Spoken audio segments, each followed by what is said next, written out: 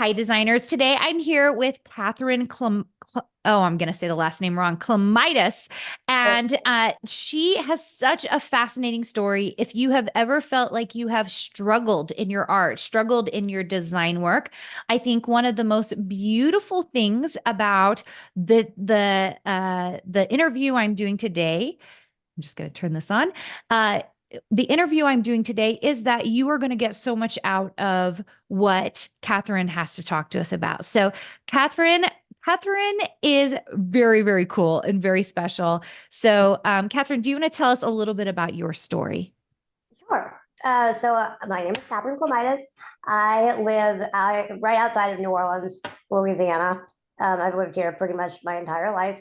I am an artist and a graphic designer. I got into art at a really early age because I have a genetic bone disease called Osteogenesis Imperfecta, which is also known as Brittle Bone Disease. And it basically means that my bones grow abnormally and they break really easily. So by the time I was 10, just to give you an idea, by the time I was 10, I had actually broken over 500 bones. So just to give you an idea. Now, of course, that did slow down after puberty and everything, but it was a lot. It's still a lot. Um, and so I went to mainstream schools. I grew up with two wonderful parents who were veterinarians. And so obviously I was very much surrounded by animals my entire life. And they realized that, at least here in this area, special ed schools generally mean that you have a mental disability here. I'm not sure if that's the truth for all over the country, but here that's the case. And so putting me in one of those schools was not really a great option because I was really smart as a kid and I was always a really good student and I would be really bored in a school like that. And so they fought to put me in mainstream schools my entire life. And uh, obviously, there were times when I couldn't do the things that my friends were doing because I was the only kid in a wheelchair up until I was a senior in high school. So, I couldn't go play soccer or football or basketball. And, I could cheer them on the sidelines. But, I'm not going to lie, there were times where I got hit with a ball and it was bad. I wasn't playing, but I was still there and accidents happen, you know. So when I needed something to do, because I was really smart and I was really bored, and I would drive my parents completely insane. And and so when I was about 5, my mom gave me my first watercolor set, and I loved it. And it was cheap, it was one of those kid watercolor sets, right? That are just the cakes and the plastic brush, and it, really doesn't work. And anyway, I loved it.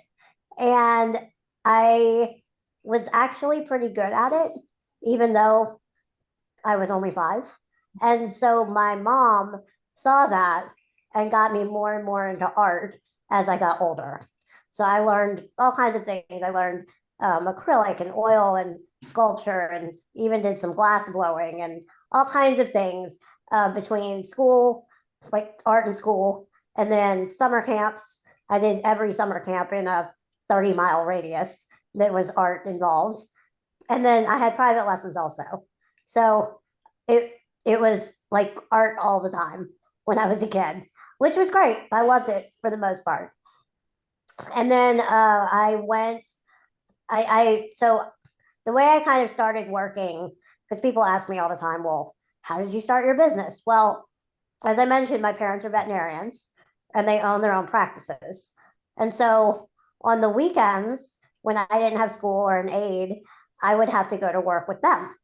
And I mean, I grew up going to work with them. So it's I'm a very hard person to gross out, okay? Because let me tell you, a veterinary practice, if you have a weak stomach, it's not the place for you. But um, I grew up watching surgery and all kinds of stuff. And so I would actually sit in the waiting room while people were waiting for my parents to finish and to see them, and paint people's dogs and paint people's cats just for fun, just because I was bored. And eventually people were like, well, I can't wait any longer, but if I get you a picture, can I pay you to do this? And I was like, I mean, I was 10 or 11, and I was like, yeah, that sounds great. So I started making money as a preteen, which of course my mother's answer to that was, well, I'm not buying you anything anymore. Um, toys wise and things I wanted, right?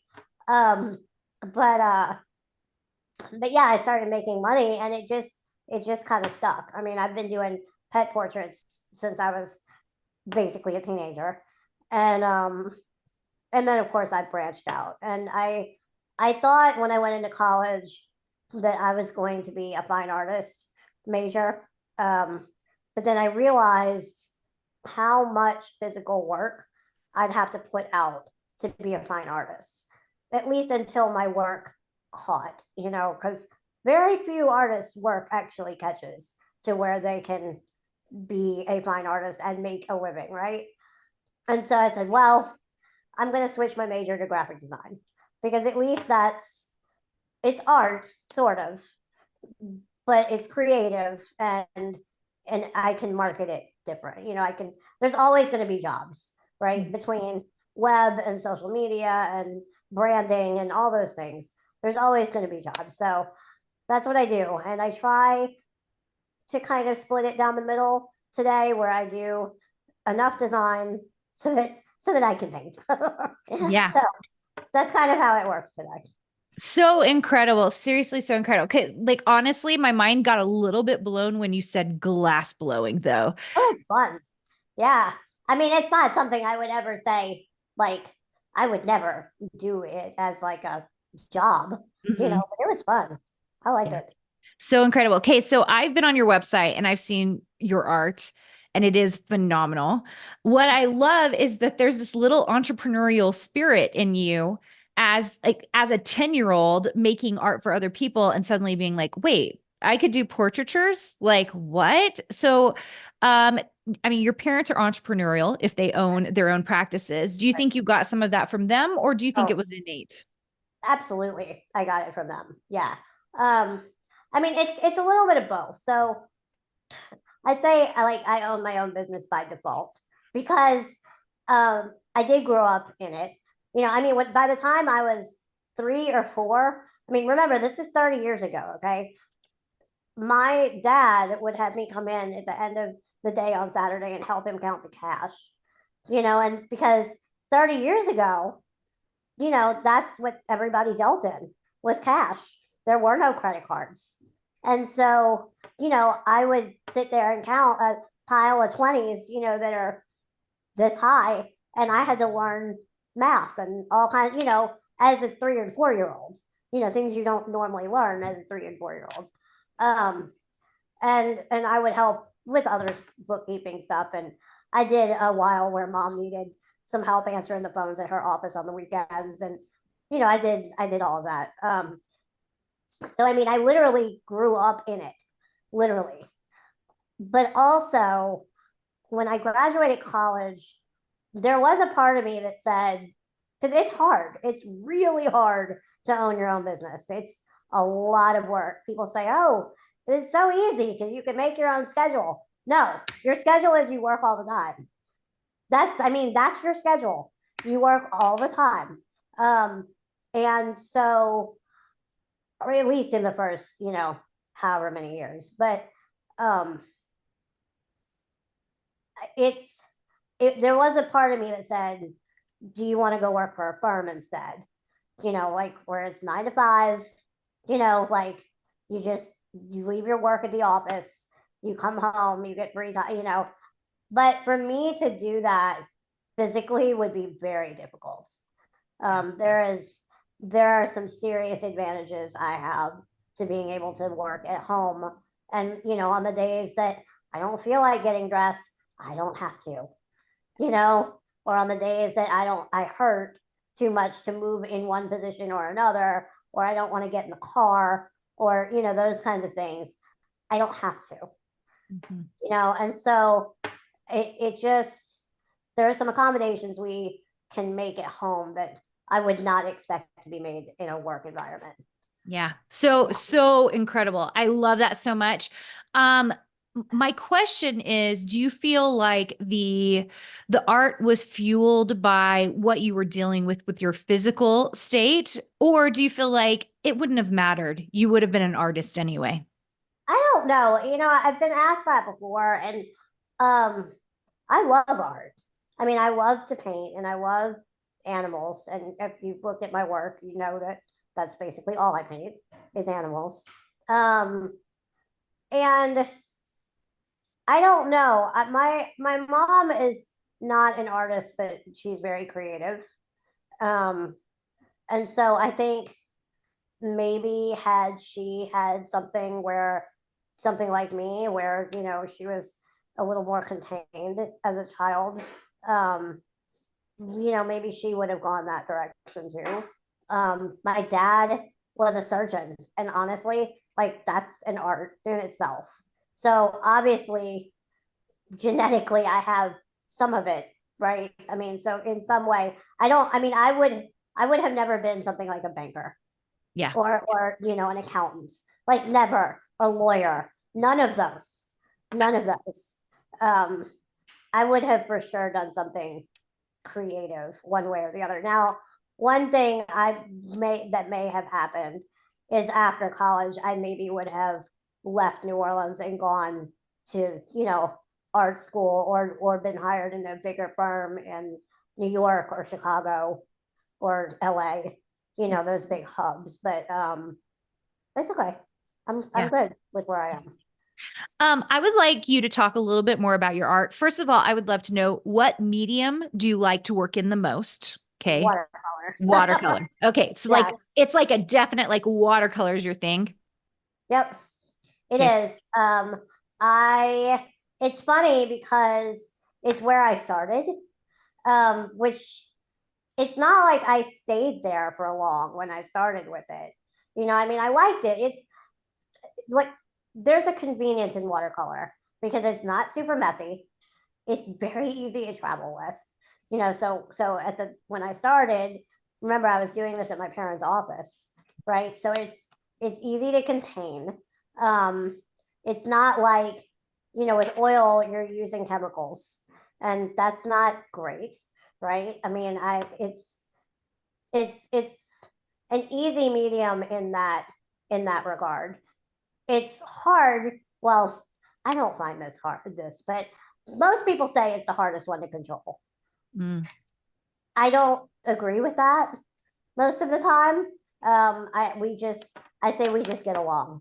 Like I understand it, I get it, and I guess that I've just had so much practice with it at this point, um, that I'm good with Yeah. it. Now, I mean, had I practiced that much with acrylic or oil, maybe I would be, but I will say I did not enjoy either one of those mediums nearly as much Interesting. as I did watercolor. Yeah. I'm not an oil painter. I do watercolor and acrylic, but my daughter oil paints because of college, because she was taking a class. And I was thinking how difficult in your situation it would be to oil paint, because she's Yeah. constantly having to do like mineral oils to clean off the brushes and move around a Yeah. lot, which would be difficult. Well, and that's one of the other things. So I have an aide with me almost 24/7. Okay. Somebody, whether it's my mom or somebody we've hired or a friend, whoever, somebody's with me or at least around in case I need something. But with watercolor, I don't need somebody to help me do that. I Mhm. need somebody to hand me my stuff. And that's about it. I mean, the only day that I really need some help is if I'm putting, because I have this process where if I have a bunch of paintings to do at one time, I do them like an assembly line to begin. Like I'll draw them out first and I'll draw them all out. And then I'll put backgrounds on them and I'll put all the backgrounds on. And then I take them one by one. Um, but when it's like background day and everything is wet and I need space, that's sometimes I need some help moving things around so I don't mess it up. But other than that, I mean, I don't need somebody to help me do it, which is Yeah. nice. Yeah, that is the most beautiful thing about watercolor. I know very little about brittle bone disease. I actually think most people don't know a lot about it. And so if you're on the podcast and you're not watching this on YouTube, then I'm not sure if you are getting the full scope of like how cool it is that Katherine does what she does. It's pretty impressive. I would love to know, especially because like physically you're at such a disadvantage. Like, are there ever times you get down or it feels very hard? Oh yeah. I mean, that just happened recently. I mean, I had a really bad accident in September where I broke a lot of bones at one time, and it was big bones, so it was bad. Um and then I got a cold twice. I mean, it just like it was almost like one thing after another. Like I finally got mostly better from the accident, although I still have a few problems from it. But it's better to the point of like I'm functional again, right? I Yeah. mean, mostly better from that, and then I get sick, and then like I get mostly better from that, and then I break a rib, and then I get sick again, and it's like, and everybody knows this feeling, like you feel like you're coming out of something, whether it's health wise or financially or emotionally or whatever it is, and then something else happens. And it's just like, really? You know, at a certain point, it gets very frustrating. And like I said, I mean, I have this physical thing, right? But everybody has that, just in a different way. Yeah. Everything is relative. Yeah. I mean, you say that, but what you have is it's a lot. It's a lot. And here's the other thing I'm super curious about. And you, for the most part, as we've discussed, I mean, we've just barely met here, but you're really positive. Like you're very like doing your work. You like seems like you're like, I'm just doing my work. I'm an artist. I've learned so much from my parents. And I would say, relatively speaking, like an overly positive person. Do you think that's your personality, or do you think you've just done hard things and so you're grateful for the things you have? Both. It's a little bit of both. So I really think that a lot of that comes from how I grew up, because my mom especially, my dad wasn't home a whole lot when I was like 13 and younger. So I feel like I grew up more with mom. I mean, of course he was around, but like not, get up in the morning, see that. Like he just wasn't there all the time, right? And so mom especially was like, you're not going to feel sorry for yourself. Like you're still going to do the things you need to do. You might have to do them differently, but it's still going to happen, no matter what. And I mean, I went to school with broken bones all the time. And then I got really mad when she wouldn't let me go to school, because there were days where I was like, no, I can make it. And she's like, no, this is too many. You got to wait a couple days, and it would, I hated that, I hated that. I'm not going to lie. There was one time, I'm sure it was more than once, but one time specifically, I didn't want to take a math test and I faked a broken rib. It was one time. And I mean, how are you going to argue with me, right? You can't. So, yeah, I anyway, just like all kids are the same, right? Like at the right. end of the day, all kids are trying to get out of the math test Oh, some yeah. way. And you Oh, just yeah. had a really good excuse to get out of it. I did. I did. And I did it. I think I only really did it one time. And I didn't tell mom until years later. Like she never found out until years later. And yeah, that was kind of funny. But That it is, worked. I had an extra day to study. but but yeah, I mean it's also kind of like specifically with this last accident, and I had one 3 years ago, like it was bad. I mean, it was probably the worst ever. And it's one of those things like, okay, you got through that. You can probably get through pretty much anything at yeah. this point. Yeah. And I mean, look, and then it's not just that. Like, I lived here for Hurricane Katrina. We lost our house and everything we owned. My dad passed away 12 years ago. I mean, like, it's not just I still have normal problems too, Yeah. right? And so like it's you see those bad things in your life and it's like, okay, I got through that and it was hard, you know, but I mean, what's next? Like it can't be worse than that, Yeah. you know? I I mean, first of all, I love your attitude, but what I really love about you is that you have this amazing creative soul.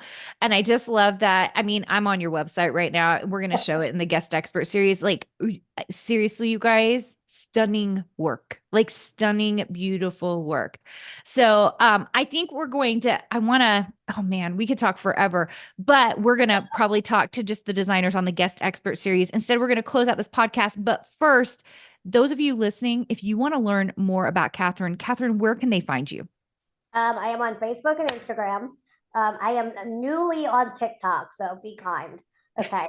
And it's KAK Art Nola on both Facebook and Instagram.